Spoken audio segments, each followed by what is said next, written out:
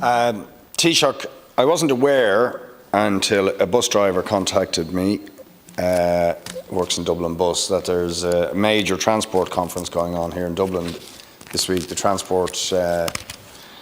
Research Arena Conference, which I believe Ministers Ryan and Chambers are at, to discuss sustainable transport. And what the bus driver said to me is, why are there no bus drivers at this? And this same bus driver keeps me informed about issues for bus workers. And he said if they want to know how to make a public transport actually work, and indeed recruit and retain the bus drivers, which is a critical part of actually having a system that is more reliable and frequent, because a huge part of the problem, just for FYI, of lack of reliability in public transport in places like Dublin is because they can't recruit and retain enough bus workers, because conditions are crap. If you're working for the privatised bit of the system, frankly, it's worse. So there's very little incentive to work for the companies that run the routes that are privatised.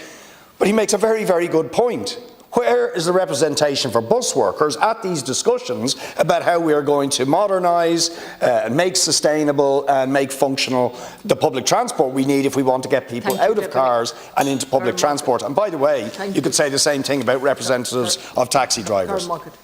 To Deputy Boyd Barrett in relation to the conference that is taking place in Dublin, which I'm not across, but I take your point. Listening to the voices of workers is a very good thing to do. I'm obviously not the organiser or issuer of the invites, but I was recently out in Dublin Bus where we had a conversation both around the issue of apprenticeships in terms of how to attract more young people into the industry, but also the issue around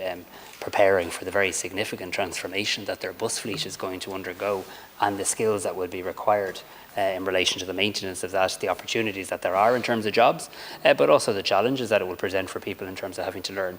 new skills. So I'll reflect your views to Minister Ryan and Minister Chambers, but I do think it's very important in general when we approach the issue of climate action that we adopt the approach of trying to bring people with us, listening to people, talking with people, engaging with people, and certainly workers are a very important part of that. Deputy